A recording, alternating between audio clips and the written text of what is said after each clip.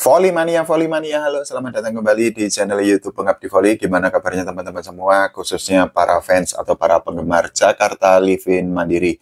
Ada kabar terbaru, kabar yang sangat mengejutkan yang dihembuskan atau dikeluarkan oleh manajemen Jakarta Livin Mandiri mengenai persiapan mereka untuk menghadapi Proliga 2025 seri Pontianak.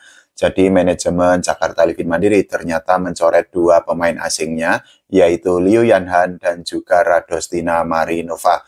Tapi pencoretan ini mau tidak mau harus dilakukan oleh manajemen Jakarta Livin Mandiri karena Liu Yanhan dan Radostina Marinova sama-sama mengalami cedera. Bedanya adalah Liu Yanhan mengalami cedera lutut, sedangkan Radostina Marinova saat ini dibekap dengan cedera bahu kambuhan.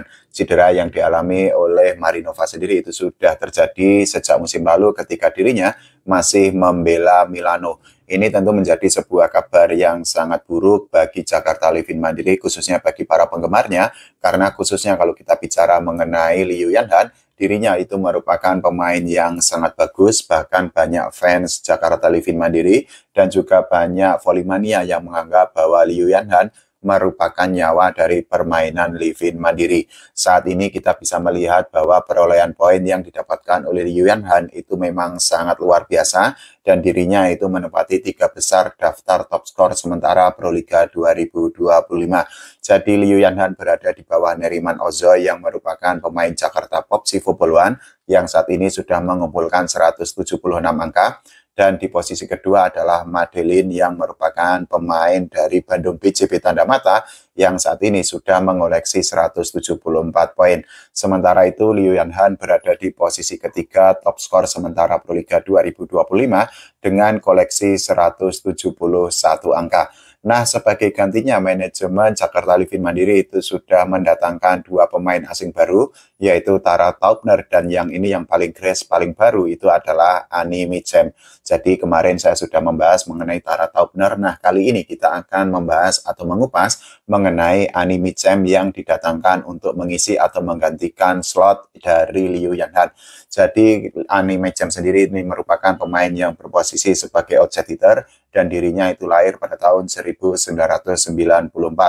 Di tahun ini, di sebelum membela Jakarta Livin Mandiri, Ani Micem itu membela klub yang ada di Liga Turki, yaitu Sarıyer Belediyespor.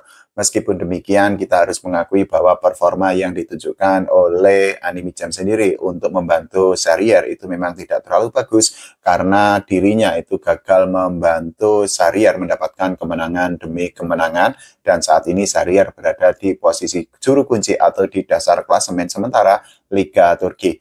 Nah, bagaimana mengenai statistik yang didapatkan oleh Ani Micem sendiri selama dirinya itu membela Sarıyer? Ini sudah saya ambilkan datanya dari situs resmi di Liga Turki. Jadi statistik yang didapatkan atau dibukukan oleh Ani Micem sendiri sampai saat ini itu adalah dirinya sudah mencetak 192 poin untuk Sarıyer Belediyespor. Dari 192 poin yang disumbangkan oleh Ani Micem, sebanyak 166 poin diantaranya itu berasal dari sisi spike. Sementara itu 13 poin lainnya disumbangkan oleh Ani Micem dari sisi blok dan 13 poin lainnya itu juga diberikan oleh Ani Micem dari sisi serve. Kita akan mengupas lebih detail mengenai bagaimana persentase dan juga statistik yang lebih mendalam dari perolehan poin yang didapatkan oleh Ani Micem.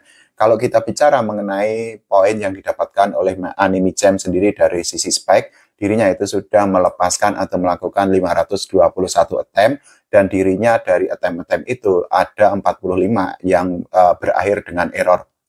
Sementara itu ada 29 attempt dari spike yang dilayangkan atau dilepaskan oleh Ani Micem yang akhirnya diblok oleh pemain lawan.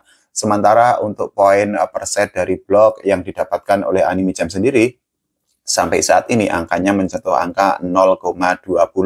Kalau kita bicara dari sisi serve, Ani Micem sendiri itu sudah melepaskan 166 attempt sepanjang dirinya membela Sarıyer dan dirinya melakukan 24 error ketika melakukan atau melepaskan 166 attempt dari serve. Sementara itu untuk ace per setnya itu mencapai angka 0,20.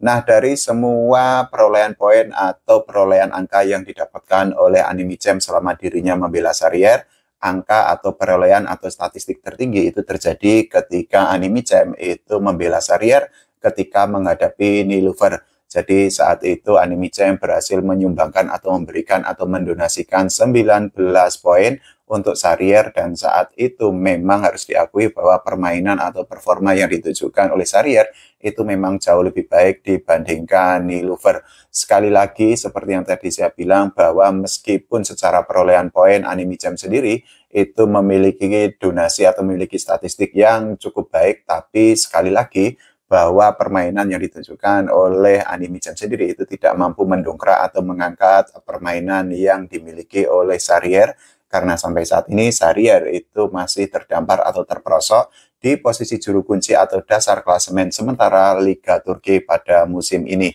Nah, kedatangan dari Anime Champ sendiri dan juga dari Tara Taubner ini tentu menjadi pekerjaan rumah yang sangat besar bagi pelatih Jakarta Livin Mandiri dan juga para pemain lokal lainnya. Karena apa? Ada banyak volley-mania yang menganggap bahwa kekompakan di antara para pemain Jakarta Livin Mandiri itu bisa sangat terganggu. Karena sekali lagi bahwa Jakarta Livin Mandiri itu sudah menunjukkan kekompakan terutama di beberapa pertandingan terakhir. Jadi kekompakan yang terbentuk di antara para pemain Jakarta Livin Mandiri itu memang sudah terjadi dengan cukup bagus. Selain itu juga chemistry antara setter dengan hitter asing itu juga sangat bagus terutama dalam beberapa pertandingan terakhir.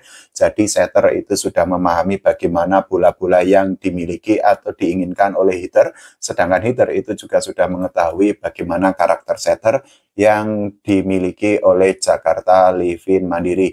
Selain itu juga ada faktor lain yang bisa menjadi kekhawatiran tersendiri bagi para penggemar Jakarta Livin Mandiri, terutama mengenai adaptasi yang harus dilakukan oleh Tara Taubner dan juga Anime Champ selama di putaran kedua nanti di Proliga 2025. Kita harus mengakui bahwa beradaptasi dengan budaya baru, dengan lingkungan baru itu tidak mudah, dan tentu saja ini menjadi sebuah pekerjaan rumah yang sangat besar bagi dua pemain asing baru yang didatangkan oleh manajemen Jakarta Livin Mandiri. Kita bisa mengambil contoh dari Anastasia Kraidoba yang dirinya itu bermain cukup bagus di luar negeri, tapi ketika dirinya itu membela Bandung BJB Tanda Mata, ternyata Anastasia Kraidoba itu gagal menunjukkan kemampuan terbaiknya, sehingga dirinya itu akhirnya harus dicoret dan manajemen Bandung BJB Tanda Mata memutuskan untuk mendatangkan kembali Evangelia Kantava. Kalau menurut teman-teman semua, bagaimana mengenai keputusan manajemen Jakarta Livin Mandiri? Silakan tulis di kolom komentar. Kita doakan agar Jakarta Livin Mandiri mendapatkan hasil terbaik di Proliga 2025. Jangan lupa doakan timnas Indonesia mendapatkan prestasi tidak hanya di level SEA Games, tapi juga di level Asia dan juga di level dunia. Oke, terima kasih. Sampai jumpa.